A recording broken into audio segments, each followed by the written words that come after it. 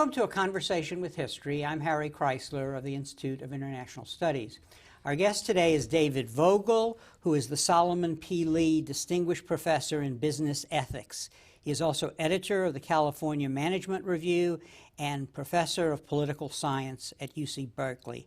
Of his many publications, two we will be discussing today are Kindred Strangers, The Uneasy Relationship Between Politics and Business in America, and The Market for Virtue, The Potential and Limits of Corporate Social Responsibility. David, welcome to our program. Thank you. Nice to be here. Where were you born and raised? I was born and raised in New York City in Queens. I went to Queens College. And I had a professor when I was a junior at Queens College named Robert Engler, who offered some courses on business and politics. And they really kindled what's been a lifelong interest and fascination. And looking back, how do you think your parents shaped your thinking about the world? I think they gave me an intellectual focus. I don't think they specifically shaped my views about business and politics, but I think they gave me a love for learning, an interest in ideas, and a real an impetus, I think, to become a professor. And you said just a moment ago you went to Queens College. What were you majoring in there? I majored in political science. In political science. Yeah. And Engler, Professor Engler, was he a political scientist or yeah, the business? He was a political scientist. I'd written a well-known book on the politics of oil, and I just got fascinated with business-government relations. And because he was a political scientist, I decided to go to graduate school in political science. And because he was interested in business and government, I decided to focus on business and government. So he had a big influence.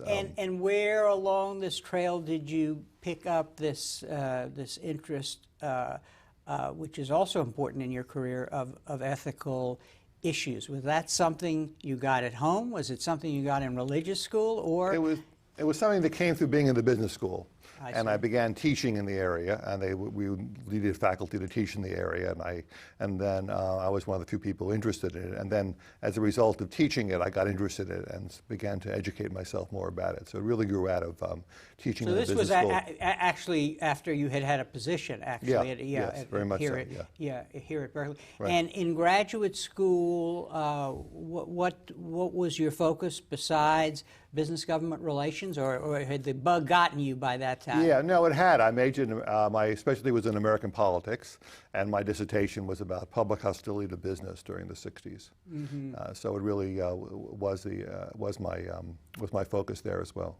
And were you very much affected by the times, the 60s? You know, we were on the threshold of the bursting of all these movements, part of whose agenda would be to change the way business does business. Yeah, no, I was very engaged, and I was very follow those things. I was engaged in some of them. I was interested in some of them. I think generally supportive of them. I'd spent a summer working with Ralph Nader on consumer issues, and so the dissertation was an attempt to try to assess their likely impact. So I think they did very much shape my view, and then at time my political views about business-government relations as well. And what is it that you bring to the table as somebody who's in a business school but who comes with the skills of a political scientist? Talk a little about that, because traditionally in the past, when one thought about business school, we would think of business schools being a place where you learned how to do it, so to speak. Yeah, I think the Haas School is quite different in that it's always had a very strong academic focus. And in some ways, being in a business school has been advantageous, I think, for two ways. One is I've learned a lot about business just in terms of teaching and being with students and just being around colleagues who know a lot about business. And secondly, it's given really me the flexibility to focus my research on business in a way which I think would have been more difficult in a political science department, where there's a more emphasis on substantive sub-areas, American, comparative, international, et cetera. So I think it's been very supportive, and my colleagues at the business school have always essentially deferred to my standing as a political scientist and deferred to the appraisal of my work as a political scientist. So I've always felt the environment was extremely supportive. And I think there are many faculty at the business school whose work, if anything, is even more unrelated to business practice than my work is. If students were watching this program and they were interested in pursuing the kinds of problems we're going to talk about now, what sort of skills do you think they need in other words, to do research on business-government relations, which is the field that you've carved out? I think they need a strong disciplinary background, whether it's in history, political science, sociology, economics, it doesn't matter, but I think they need to come out of a discipline and have a disciplinary perspective, and then they can focus on substantive areas. I think people who just begin with the substantive area are going to find themselves in academic difficulty. Mm-hmm. And how much business do they need to know? In other words, do they also need the training that comes in a business Yeah, school? I'm not so sure. I mean, I think I've picked up a lot of stuff on my own. I read the business press regularly. I just learned stuff over the years. I think you can educate yourself in enough business and be open to talk. And also, I run a lot of ideas by past colleagues who know more about business than I do and make sure they're sound. So I think that can be picked up, but I think the disciplinary training is really indispensable.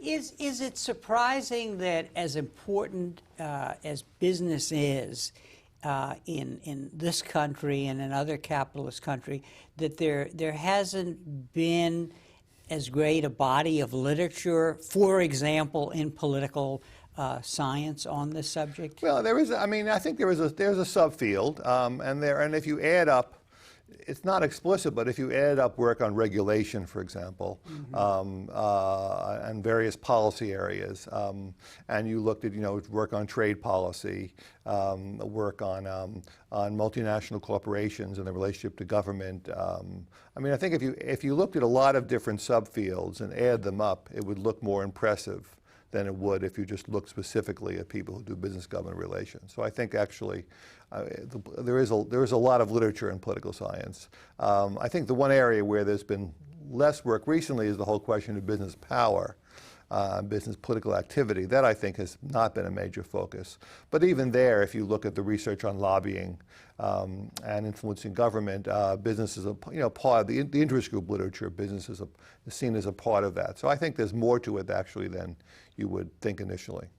Of your many publications, one of the books I looked at was an earlier book, I think it's from the mid-90s, called Kindred Strangers, published by Princeton, which is a collection of essays in which you talk about the structural issues in understanding business. And one of the arguments that you're making is that if somebody is looking at American business and its relation to the U.S. government, you really have to look at the history and to understand the uniqueness of this relationship. Talk a little about that and help us understand what is unique about the history of this relationship. Well, my original interest in that was kindled by a book, my first book called Ethics and Business and I think Ethics and Business, which Ethics and Profits actually, which dealt with which was based on a set of meetings with corporate executives in the U.S. And what struck me was the vehemence and hostility they had towards government and government intervention. And so I began to sort of try to think about where that came from, and then how it compared to those in other capitalist nations. And so before we get into that, tell us a little about what this animosity. How strong was it? And that was in the mid-'70s, and it was basically a sense that we're doing our job and the government messes things up. And there was a sense in which a real sense of we're running the country, we're important, we contribute vital public purposes, and the government really is a source of intrusion and hindrance, and basically it's seen as a zero-sum relationship. Right, and so go on. I didn't mean to interrupt you there. So I wrote a book which summarized their views, and then I try to understand where these came from, and what their historical, cultural roots were, and why they had such different attitudes towards government than was true in other capitalist nations. And so my original interest was kindled by this the different relationship, the different perceptions that business had about the appropriate role of government in different capitalist societies, and where that came from. And you're alerting us to the fact that it becomes very important to look at how, in the founding of national corporations, how whether the role of of government was as important as Right. it might have been in other countries. Yeah, my central argument, I think, was that in America, corporations came before big government, and so government was seen as sort of an after, sort of an upstart in a way. While in other capitalist countries, the opposite was the case. You had a strong state before you had large corporations, and I think that made a big difference. And I think generally, I've always been fascinated by history and read a lot of history, and I think seeing their views in an historical context was quite fascinating for me. And I continue to read. I love to read histories of business-government relations. I think it's really fascinating and important.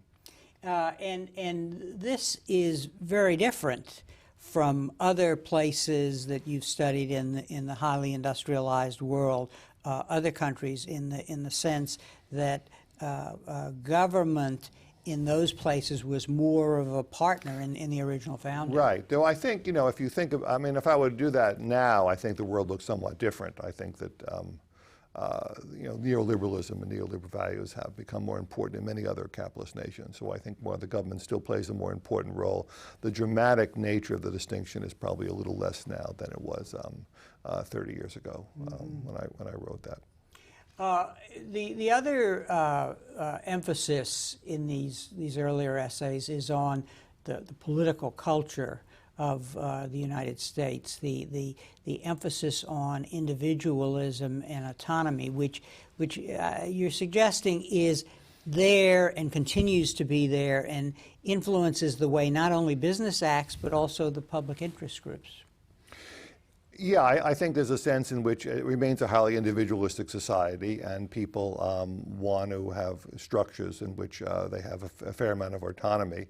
And I think that, and where the initiative rests within the private sector, including in civil society, not within government, I think that remains very important. I think it's a highly individualistic society. There are some ways in which that benefits business, and some ways in which it increases regulations of business. Mm-hmm. Now, the way we perceive business, especially on the left, right, is one in which it is a unified right, community. It is a community that always gets its way. It's a community that exerts enormous influence. You're suggesting it's a lot more complicated than right, that, and most importantly, that it varies over time. Right. Yeah, I think the key is the varying over time. Now, it is certainly true. We've been in a period for a fair amount of time where business has been relatively influential. But I think if you look back historically, there have been periods when it's the whole argument of fluctuating fortunes, which the political influence of business has varied over time. And I think it also varies by issues. And even if you look now at current issues you're seeing now, I'd say on climate change, companies suddenly very much on the defensive and likely to be forced to support, to have imposed on them some kinds of regulations, which they would have otherwise not have preferred. So I think these also vary by issue areas. Mm-hmm. Now, in the earlier period, you said that that you had to look at questions such as, does business define the agenda? Does business benefit disproportionately from political process?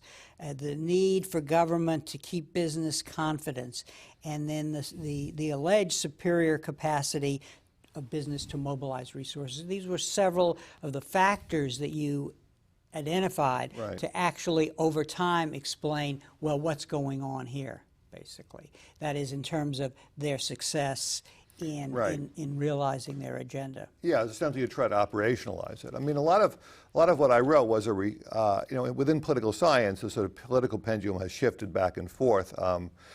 In the 60s and much of the 70s, the dominant view of political science was the pluralist perspective. So my perspective was challenging that in my earlier work, arguing business was more privileged than pluralists had suggested. Then the center of gravity began to switch as Dahl and Lindblom sort of moved to the privileged position business, and then I sort of switched and basically said I thought they had exaggerated the role of business and that the pluralist position was was more valid. But I think it's a question of time. I think there are times when the pluralist perspective makes sense and describes the reality, and there are other periods when the privileged position makes sense. I think it varies. I think it varies a lot over time. Mm-hmm. A recent guest on our program was Louis Lapfin at Harper's, and he emphasized in his most recent book the impact of a memo by Lewis Powell for organizing. In other words, Powell essentially was organizing that in the mid to late 70s, business was under attack, and that there had to be an organizing effort by the business community in its entirety to respond to this attack. Otherwise, capitalism would really be in danger in the United States. So I don't think capitalism was ever in danger in the U.S., but I think there was a serious ideological counteroffensive during the mid-late 70s, which I described in Fluctuating Fortunes, and I think that had a big impact. And I think more generally now, I think that business has benefited from a change in the culture over the last decade, which has become much more entrepreneurial, much more people are excited about technology, Silicon Valley. Many business leaders are seen as sort of role models, as sort of media stars and stuff. So I think the culture has shifted. I think the culture is now much more supportive and embracing of business, many aspects of business values than it even was in the late 70s and early 80s when business began to resurge politically. Mm-hmm. Now, one of the issues that you followed quite a bit in both in comparative terms and in the U.S. is environmental policy. Right. In this book, there is a long essay on the Clean Air Act, which was one of the defining pieces of legislation that came as a result of the rise of the environmental movement and so on. There was legislation in 1970 and then legislation in 1977. And there were changes there, which let's talk a little about them. Give us a sense of how this piece of legislation really helps one understand the complexity of business environment. Well, the 70 law was an extraordinary law, acted very hastily in response to substantial public pressure, and turned out to impose much more stringent standards than anyone in the beginning had ever thought were possible. So it was a real example of regulatory, in some ways, overreach, but really showed the enormous strength of public pressure on companies. By the mid-70s, some of the pressure had diminished, energy crisis, et cetera. The divisions in business had become more striking, and the 77 legislation was a much more complicated piece of legislation, which many of the issues involved various sectors of business, for example, Eastern coal versus Western coal, fighting against each other, and so it became a much more complicated situation. And then 1990, which I've not written about, but the 1990 legislation under the first Bush administration was even a more complicated story. So the politics became more murky.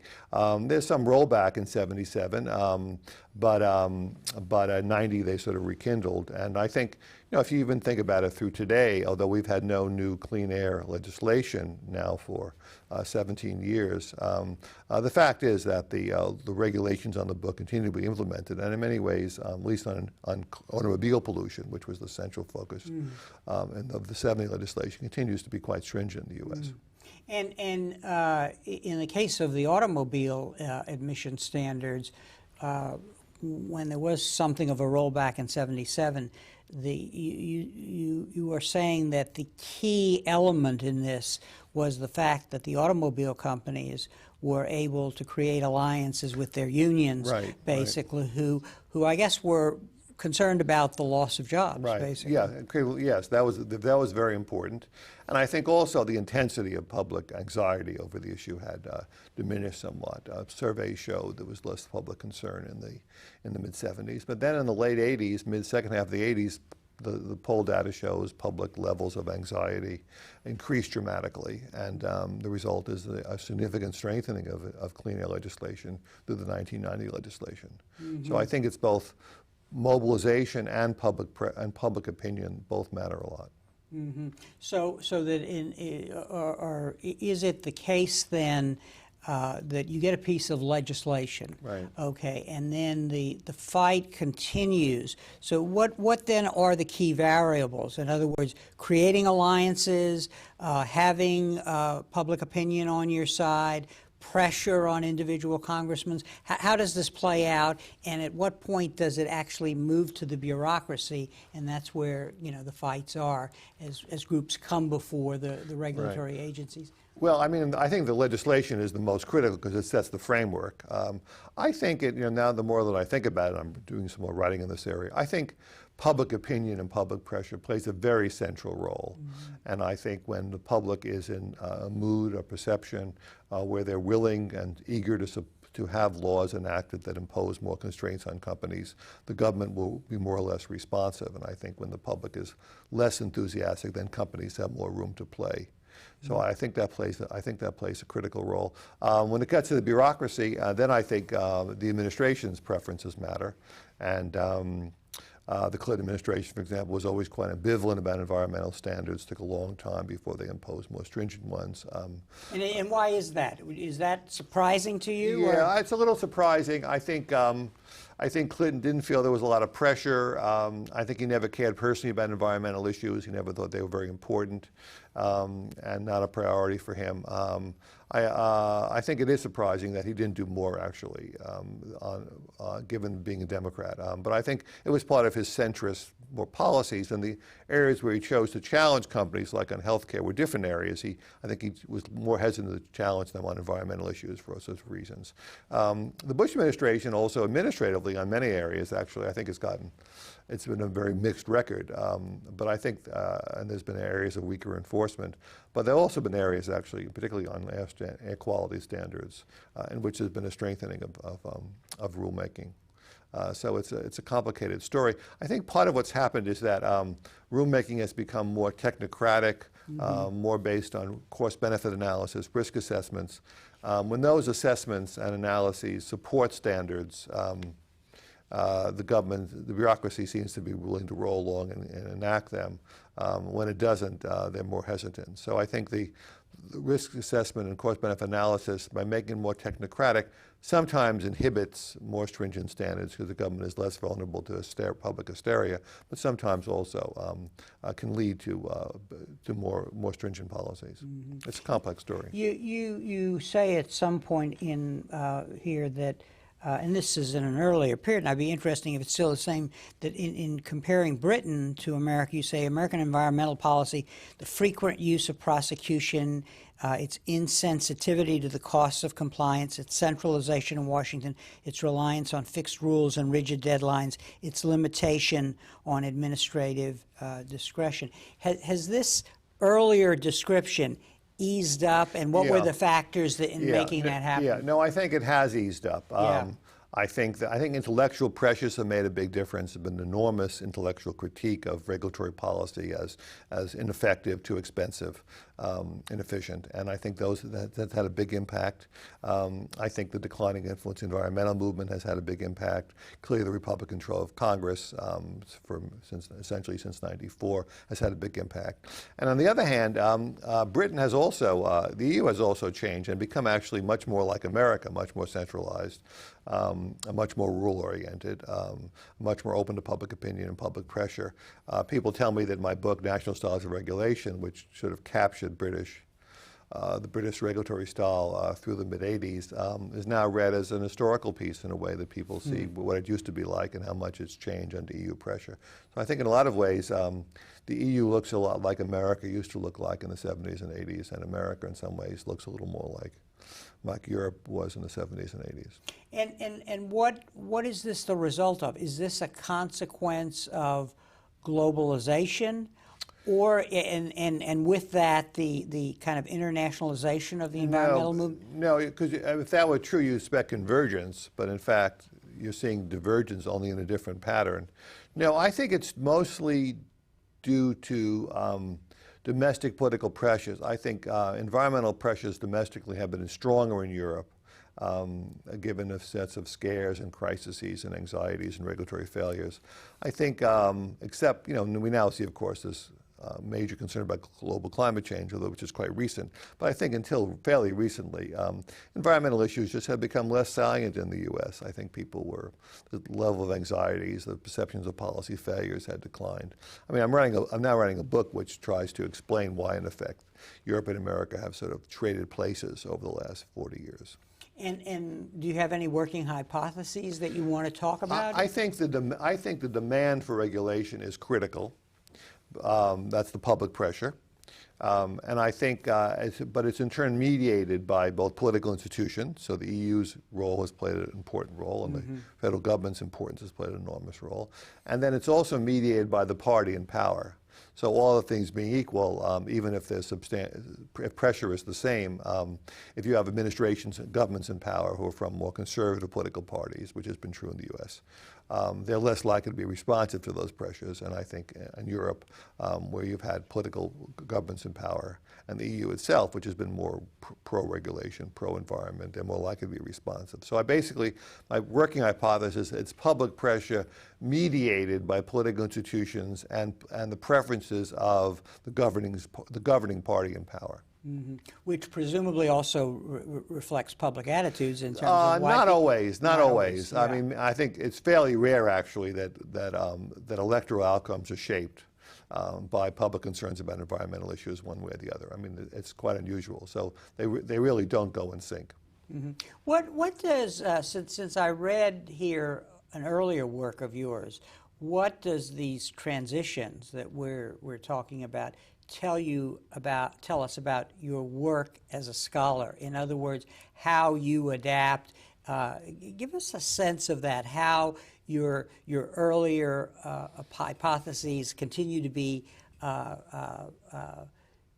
changed as or reformulated in the context of a world that's really changing a lot. Yeah, no, I think I'm constantly, not consciously, but I'm aware of the fact that a lot of my new ideas challenge my old ideas. I think in some ways this book actually can be seen as the one you're working on. Is seen as a gloss or an exegesis or a critical appraisal of my earlier work. I think it challenges national styles of regulation by, in a sense, showing that these regulatory approaches have flipped, so that the framework I described there, I think, is no longer true.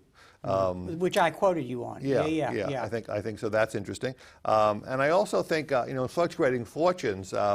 I think I had a vision of the sort of up and down of cyclical view of business influence.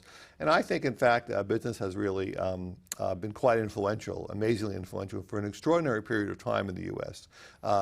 And although fluctuating fortunes argue that the key variable was the prosperity of the economy, the more prosperous, the more people were willing to support controls on business and vice versa. In fact, the 90s, of course, showed that not to be true at all. An period of extraordinary prosperity and no increase, very little increase in regulation. So this book really is essentially, I don't want to challenge or revisits my earlier work and argues that some of those arguments, although they were true then, are no longer true. Mm-hmm. So in a way, you're actually responding to events. Yeah. The way things have changed. Right. The way the world has changed. Right. Now, what does this tell us about the big thinkers in the social sciences who were influencing your work, in the earlier period? In other words, these grand theories of the way America operates, hearts, and so on, the distinctiveness of the American culture, the fact that there was no feudalism in the United States.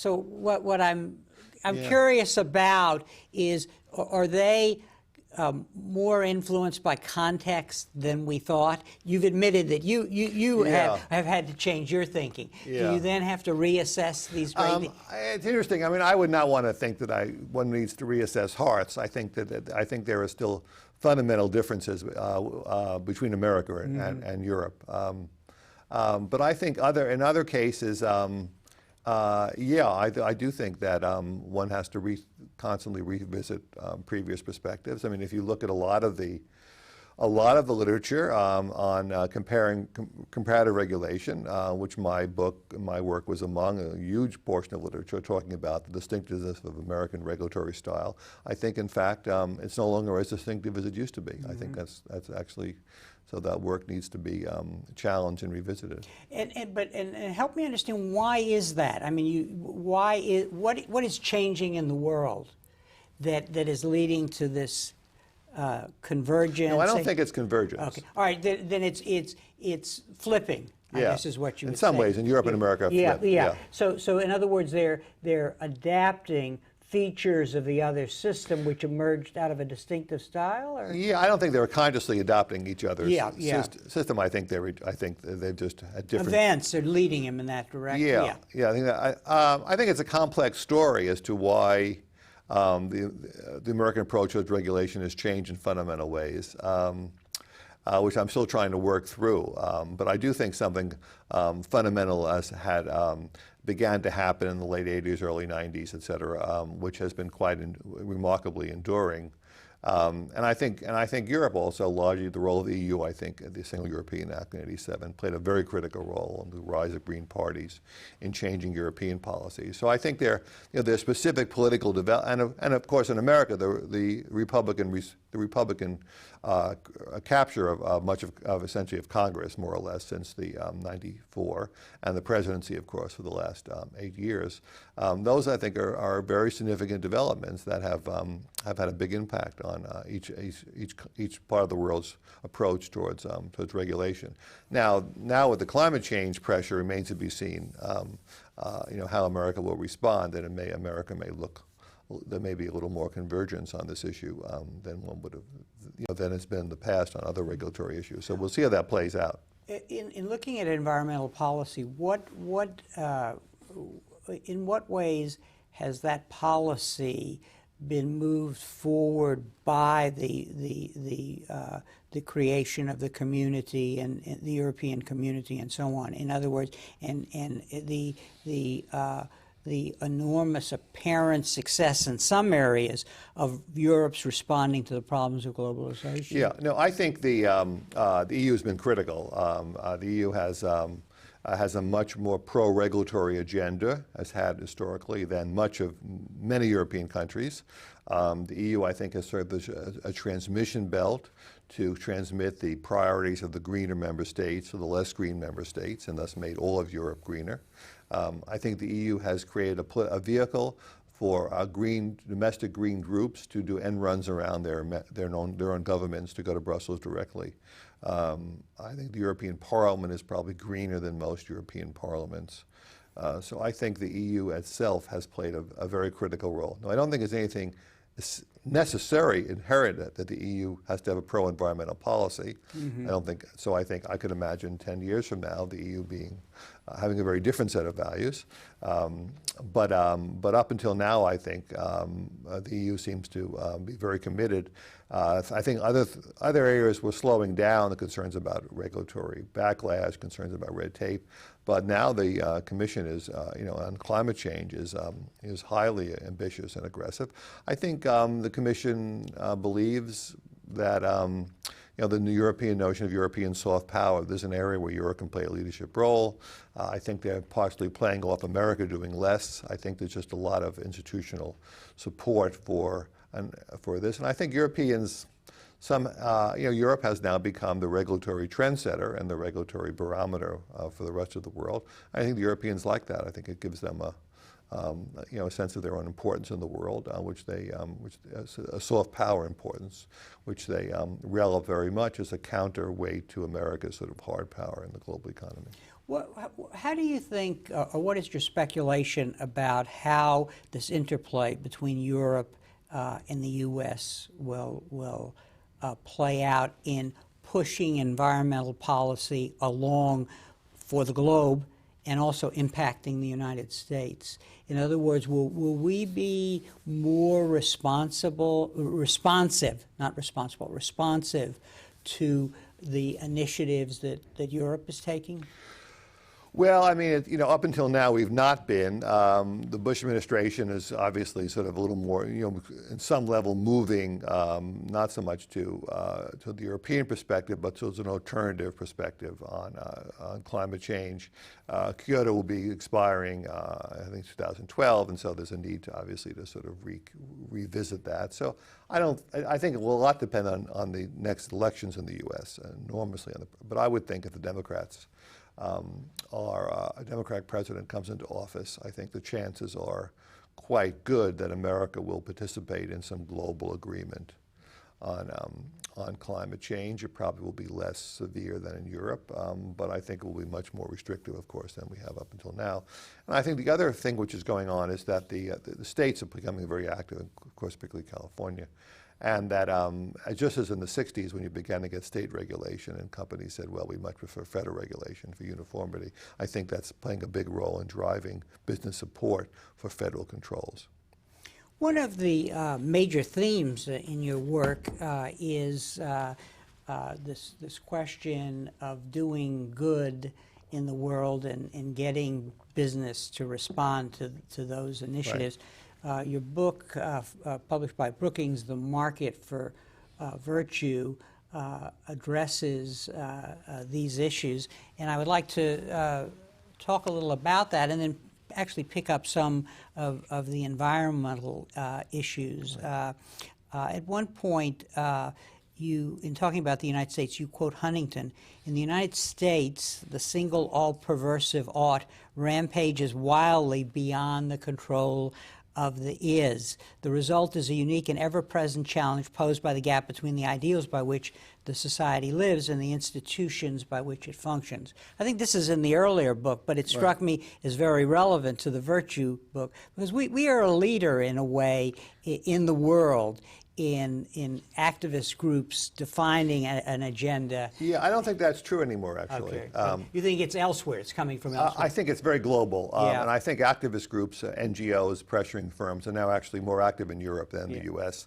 London, I think, has become much more of the center for global NGO activism than the United States is. I think there's a lot of pressure in the U.S., but I think European NGO activism has really mushroomed in the last 5-10 years. And I think if you look at ethical consumption, fair trade products, things of that sort, the demand for them is much higher in Europe than the U.S. Mm-hmm. Now, the bottom line in all of this, as you point out, is,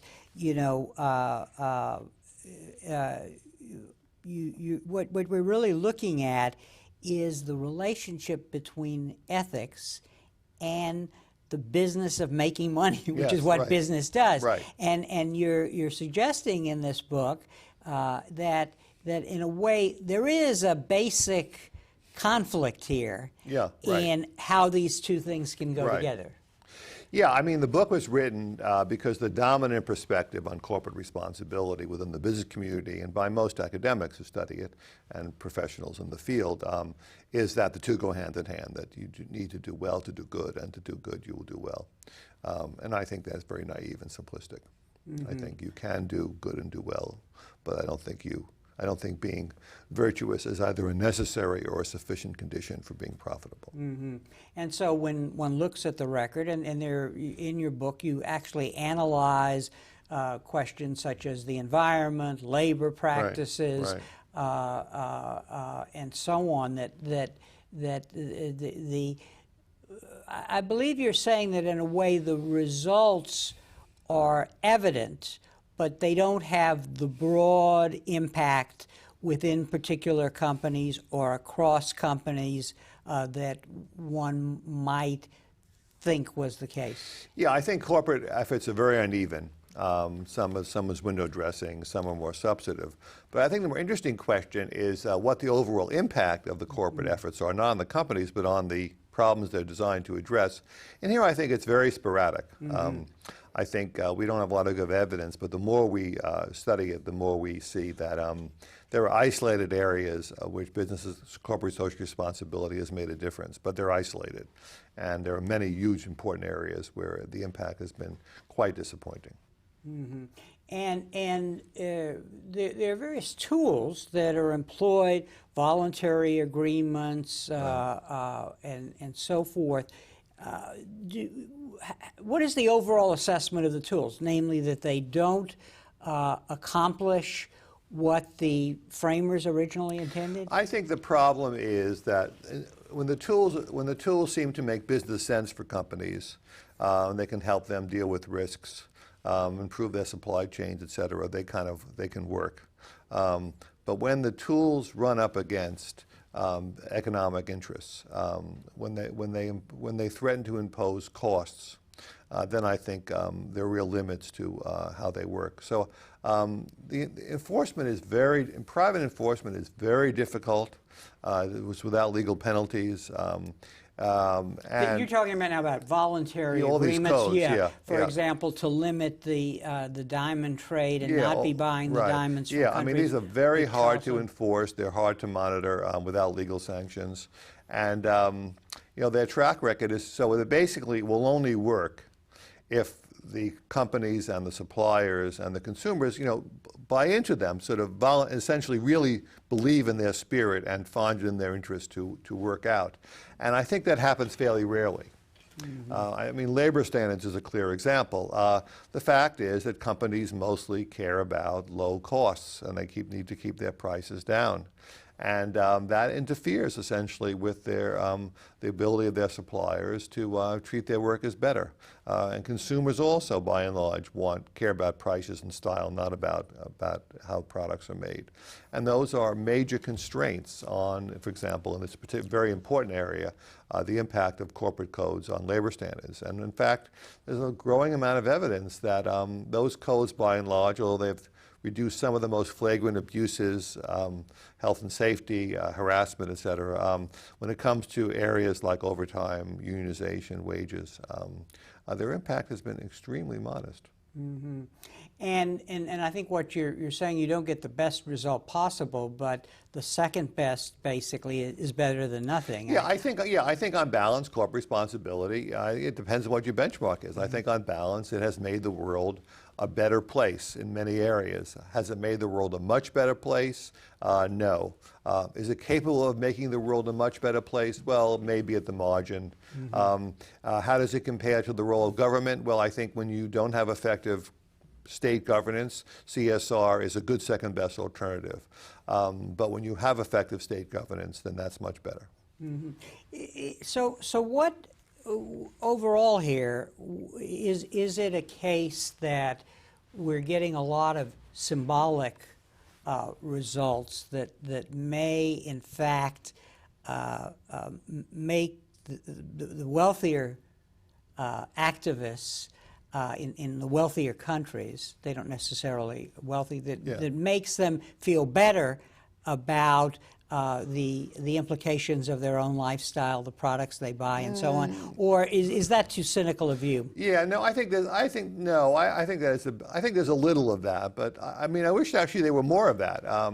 But I think the interest of consumers in so-called ethical consumption is very limited, very uneven, very sporadic. It's confined to relatively few people and relatively few products. I mean, from upwards of, I'm sure, 90%, upwards more of the things that we buy and services we consume all day long. We just don't bother to think about these issues. Mm-hmm. And I think that's built into the nature of the market economy. I mean, there are ways that we can engage in ethical activity through charitable contributions, through engaging in political activity, et cetera. There are other vehicles we have to express our values. The marketplace on the whole does not seem to be, in most cases, a very effective vehicle for people to express their values, though in principle, it would seem like a perfect vehicle. Mm-hmm. That you can essentially vote your values every day. And that's part of the hope and claim of the CSR movement, that they can politicize consumption and make consumption into an arena for political activity. And the reality is that it's very sporadic, and I don't see that changing.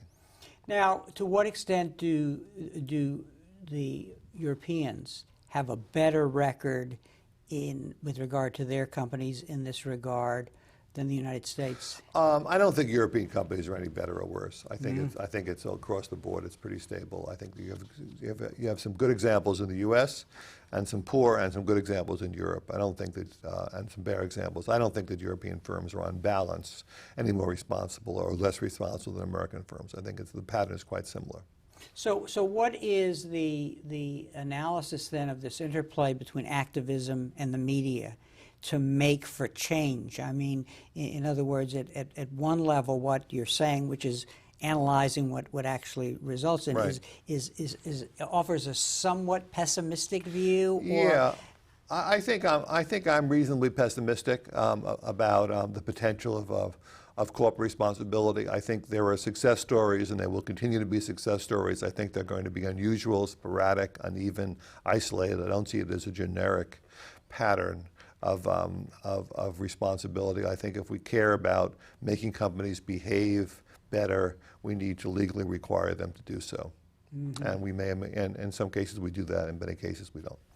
Does this skepticism apply also to the efforts of the private philanthropy that emerges from corporate wealth and the efforts of individuals such as former President Clinton to work at changing the world by influencing corporations? Are you as cynical with regard to that area or not? Only moderately less, somewhat less so, but modestly less so. I think some of the initiatives, for example, the Gates Foundation on distributing drugs and medical care in developing countries, are very important and consequential. Other cases, it'd be nice to see what it all adds up to. I mean, I think one of the paradoxes of the whole philanthropy and social investment and corporate responsibility and social enterprise movement is there seems to be a lot of input, a lot of activity, but I don't see really much systematic evidence of output. That is to say, show me a particular issue, a problem, an injustice, an abuse, which these efforts have significantly in some measurable way ameliorated. Other than, I think there are isolated areas, but it's still pretty isolated. So I think the verdict is out. I don't think I'm skeptical, but I'm open to evidence about this impact. I think some areas, micro lending, for example, seems to have been quite effective and having a positive social impact. So I think we can point to areas, and I think some of the efforts on global climate change, the voluntary efforts, also seem to be constructive and useful. So I think there are isolated areas, but I think they're atypical. Mm-hmm. And what you're really saying then, it's really about getting government to create laws that actually enforce the implementation of these new standards. Yeah, I think if you look back historically at the U.S., Europe, and you ask, areas in which we have made measurable, substantial improvements in corporate performance, environment, I think, would be one example. Affirmative, treating people, not discriminating against workers would be another example in the U.S. I don't think there's any question that the key driver has been regulation and policy. Now, once you have regulations in place, then companies can then, exceed those standards. They can make a good faith effort to comply with them. There can be room for private initiatives. But without the bottom line, the minimum threshold set by the state, I think it's very difficult to get lots of companies to make lots of changes. And can this only happen at the national level, where you have national legislations, or is Europe evidence of the fact that at some mid-level range you can achieve things in the European community? And then what are the implications of that for global regulation? Well, I think we have some effective areas of global regulation. I mean, ozone depletion, for example, is a very effective area. Some of the other areas, the CITES, the endangered species, whales, et cetera, have been fairly effective global regulation. So I think we have had some areas of effective regulation, but they're few and far in between. I think the CSR movement has precisely emerged, and the concerns about corporate responsibility have precisely emerged out of a frustration about the inability to have effective global governance of so many areas of labor standards, forestry, et cetera. And therefore, the CSR movement becomes a substitute for effective global state-based governance. Mm-hmm. So that the effort to achieve something on a global level is less successful, but then you get an impact at the national level, basically, if you get groups organizing within the national polity. Yeah, well, I'm not sure they get the impact on the national level, but I think these global pressures on firms get firms. Essentially, these corporate codes are essentially private treaties, if you will, which in principle commit companies to do this and that. And I think, by the way, if you think about it more broadly, the impact of these private codes is probably not much less, better or worse than the impact of most international agreements, human rights agreements, the ILO, also, which are very, tricky, very soft law, very uneven enforcement. I think if you compare, private global regulation to public global regulation, they look pretty comparable. If you compare private regulation to state regulation, then state regulation looks a lot better. It depends on your benchmark. Mm-hmm. But you are suggesting and mentioning the Bill Gates Foundation, yeah. And one can think of Bramson, the head of Virgin, where right. there is an idealism motivating one or another corporate executive.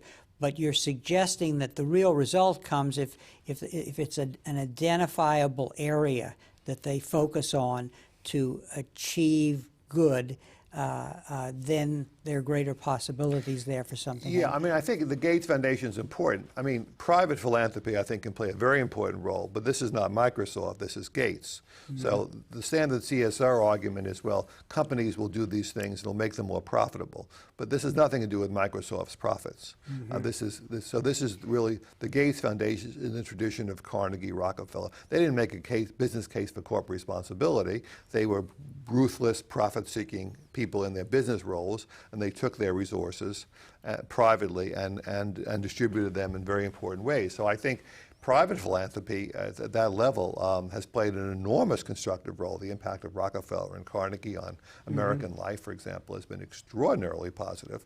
And I think Buffett and Gates can play a similar role. So I think there is, the Ford Foundation, et cetera, is a very important role for private philanthropy. And I think one of the things which is a little interesting and exciting is the sort of overlap where you're beginning to get essentially philanthropic organizations funding either for-profit or social ventures, which are non-profit but are meant to be financially self-sustaining, like the micro-lending.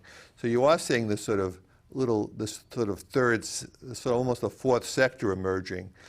You have the public sector, the private sector, and then you have the nonprofit sector, and this is sort of the commercial nonprofit center.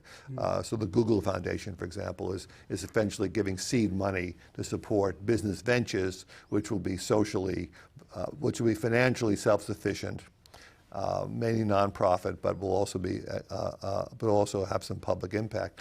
So there's a lot of interesting activity there. That's a new development, which a lot of people are very excited about. I think it's too early to say what overall impact it will have. I mean, maybe, 10 years from now, I can write a book evaluating its impact. But I think it's an exciting development, but it's too early to say what its staying power will be. Do you think that the wealth that the entrepreneurial wealth coming out of Silicon Valley and the group that made that money will, beyond what you just discussed, are they distinctive in a way that their predecessors and other corporate fields were not in what you think might be achieved? No, I think I don't think they're distinctive. I think there's been a long tradition in America of wealthy people who make a lot of money in business and who become very generous philanthropists. So I think that's been a strong pattern in the U.S. I think comes in some ways out of the Protestant ethic, U.S. religious traditions. It's been very strong, and I think it continues. There's a lot more money around now, so of course you can see more of these initiatives. But I don't think it's any historically different than was true in the past. I think Buffett and Gates, et cetera, et cetera. I think these are very much within the American tradition of people essentially giving away large fortunes. Do you think that the problem of corruption in business is worse in this recent period than it has been in earlier periods, because there's obviously a lot of press about within that. the U.S. or Yeah, globally? within the U.S. First of all, within the U.S. No, I think it's probably always pretty much It's there. the same. Yeah, I think it's always. I think there are always issues, always things you can investigate and be outraged about. I don't think it's much worse or better. I mean, the corporate ethics movement would argue it's better. I'm not so sure it is. That it's better. That it's worse now. No, they would argue that there's been progress. Yeah, Companies yeah, being more right, ethical. right. I think, there's just. I think that abuses, not simply corruption, but simply abuses of consumers. Very unethical activity by companies which skirts on the border of legality, such as some of the lending policies, for example, poor people on mortgages, et cetera. I think that's those things are kind of ubiquitous. I mean, I think that in a market economy, you will always get some portions of people who will cut corners and take advantage of other people. I don't think that's getting any better. I don't think it's getting any worse. I think that's just the price you pay for capitalism. So I guess if students were watching this interview and they either were concerned as activists or researchers about ethics in business, my sense is that you would say there are real limits to what reality allows, but the idealism is still worth the effort. Yeah, because I think that certainly the good news is that there are companies which can be profitable and ethical. I think that's encouraging, and that says a very good message to business students that there is a place you don't need to be corrupt and irresponsible to make money. On the other hand, there's also a large place in our economy, or at least not a trivially small place, for irresponsible, crooked, corrupt, unethical people to also make money. And I think students can make choices. So the good news is students can make choices, but the bad news is that the market system doesn't result in a uniform improvement in business ethics.